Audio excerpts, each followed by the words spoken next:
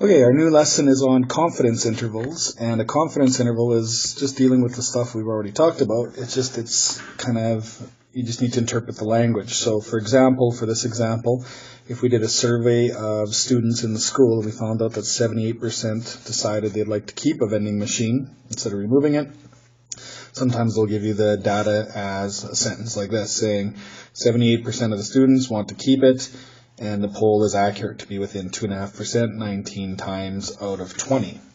So we have to be careful of a couple of definitions. So the first one is the confidence interval.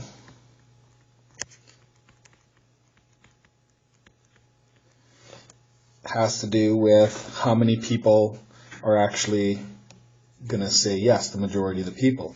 So what we would do is we take that 78% and we have to add and subtract the 2.5%. So that means we would have, if we subtract 2.5, we get 75.5. We add the 2.5, we get 80.5. Okay, so that means the majority of our data, the majority of the people, if we were to redo this poll again, should be between 75.5% to 80.5%. So that is our confidence interval. The confidence range is that plus or minus 2.5%. Let's suppose I was asking, suppose there was 500 people in the school. Then we could actually figure out how many people we would expect to say yes to this. So we would go 75.5%, so 0.755 times 500. And that gives us roughly 377 people. And if we go 0.805 times 500,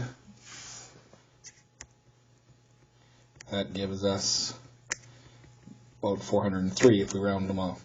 So that means our confidence level, or confidence in terms of actual people, we should get between 377 and 403 people would say yes to the vending machine.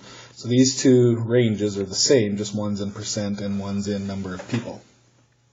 The only other bit of data that's given is the confidence level, and the confidence level is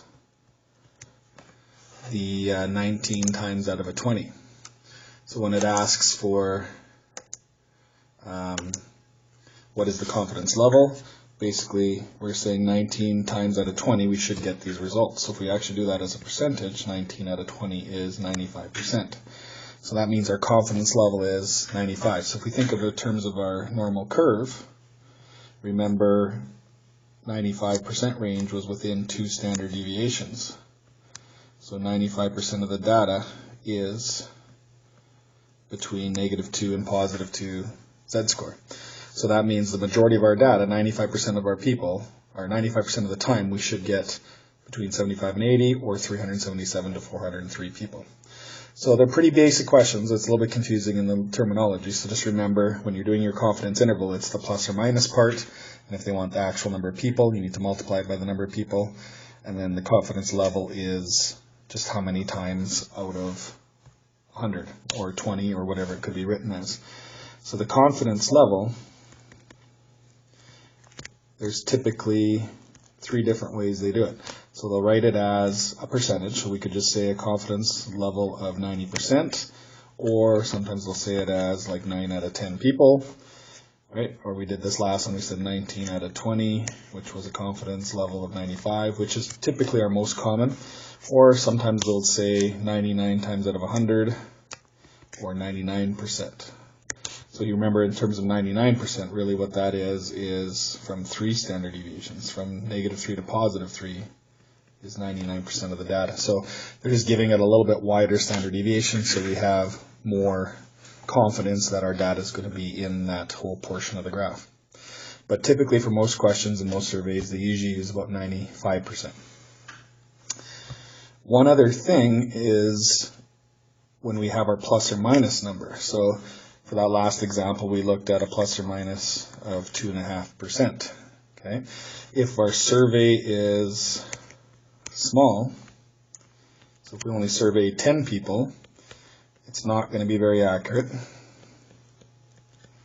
And typically our plus or minus would be a big number. Right? If we do a really large survey, right? So if we surveyed out of 500 people in the school, if we surveyed like 300 of them, so if we do a really large survey, we'll typically get a really small percent. So our plus or minus will be really small, and we typically would say it is very accurate. So the larger our data sample is, the better it is. So let's suppose if we were to survey 10 people, 100 people, or 1,000 people, which one would give us the best data? The 1,000 people. The larger the survey, the better it is, and typically we'd get like a really small percentage. Where if we only survey 10 people, it's not going to be very accurate. We might have something like plus or minus 8.5 or something like that.